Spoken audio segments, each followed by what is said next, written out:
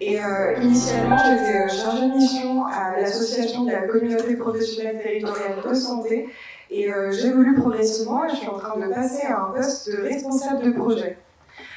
Qu'est-ce que la CPTS de Grenoble? C'est une association loi 1901 qui est composée d'adhérents qui sont des professionnels de santé avec qui je travaille tous les jours pour améliorer l'accès aux soins sur Grenoble. Sur ma formation, j'ai un peu un parcours basique. J'ai fait un bac ES, donc un bac économique et social. Ensuite, à la suite de mon bac, j'étais complètement perdue sur ce que j'avais envie de faire. Et j'ai fait une première année de droit. Je ne l'ai pas noté sur le diapo parce que j'ai détesté ça et que j'ai très vite arrêté. Pendant cette année où j'ai rien fait en attendant ma réorientation, j'ai fait beaucoup d'actions bénévoles et ça m'a conduit finalement à réaliser une licence sciences sociales et économiques à l'université Lyon 2. Du coup, c'était une licence pluridisciplinaire où j'ai fait de la sociologie, de l'anthropologie, de l'histoire, de l'économie. Et c'était trop chouette parce que ça m'a permis de toucher à tout, d'avoir un peu une vision globale et aussi de postuler à beaucoup de masters. Finalement, mon choix s'est porté sur le master EMPS, évaluation et management des politiques sociales à l'UGA. Et d'ailleurs, pour en savoir plus, on aura un stand dehors avec Malik Alam, un des enseignants du master, avec une spécialisation sur les politiques de santé. Au niveau du parcours professionnel, finalement, je l'ai un peu construit tout au long de mon parcours universitaire, parce que j'ai multiplié les expériences et je pense que c'est la vraie plus-value du master EMPS.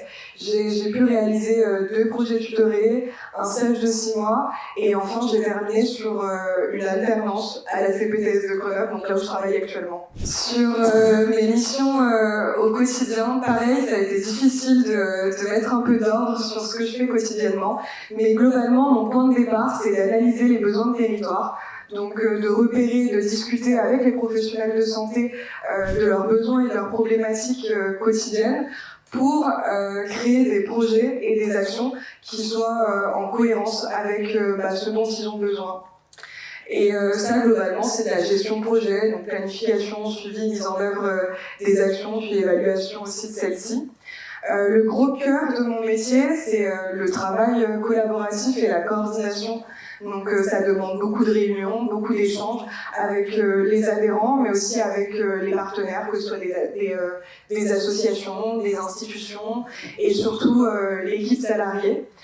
Je considère dans une moindre mesure que globalement, tout existe, et que du coup, lors de la construction d'un projet, il y a forcément une mise en réseau à réaliser, et ça facilite clairement la création du projet. Sur les compétences essentielles, la première d'entre elles et celle qui m'a demandé plus de difficultés, c'est l'organisation. Finalement, bien faire son travail, c'est 80% d'organisation. Réussir avec des outils de gestion, comme des rétro-plannings, etc., à organiser son travail avec une vision de long terme sur l'année ou les années à venir. Je parle aussi de communication fluide et efficace parce que je suis amenée à rencontrer beaucoup d'acteurs pour co-construire des projets. Je parle d'adaptabilité tant face aux acteurs et aux différents acteurs que j'ai en face de moi, mais aussi face aux imprévus. De la même manière, je parle d'empathie et de compréhension. Mon public principal, c'est celui des professionnels de santé. Et en ce moment, c'est un peu catastrophique sur Grenoble, ce qui implique beaucoup de souffrance professionnelle qu'on est dans l'obligation de comprendre pour pouvoir travailler et co-construire avec eux. À nouveau, je parle de travail en équipe avec les pros de santé avec qui on travaille, les acteurs, les partenaires et surtout l'équipe salariée. Et puis, en dernier lieu, je parle d'une approche stratégique et je pense que ça fait aussi partie des éléments des compétences les plus complexes à appréhender du moment en début de parcours. C'est encore difficile pour moi d'arriver à avoir une vision de long terme, d'anticiper un peu les évolutions puis les besoins dans un contexte aussi particulier politiquement. sur le conseil que j'aurais à donner, c'est que je considère qu'il n'y a pas de parcours type et qu'on a le droit de se réorienter, on a le droit de se tromper et on a le droit de recommencer. C'est même nécessaire pour réussir à trouver un travail qui soit en cohérence avec nos propres valeurs personnelles. Voilà. Merci.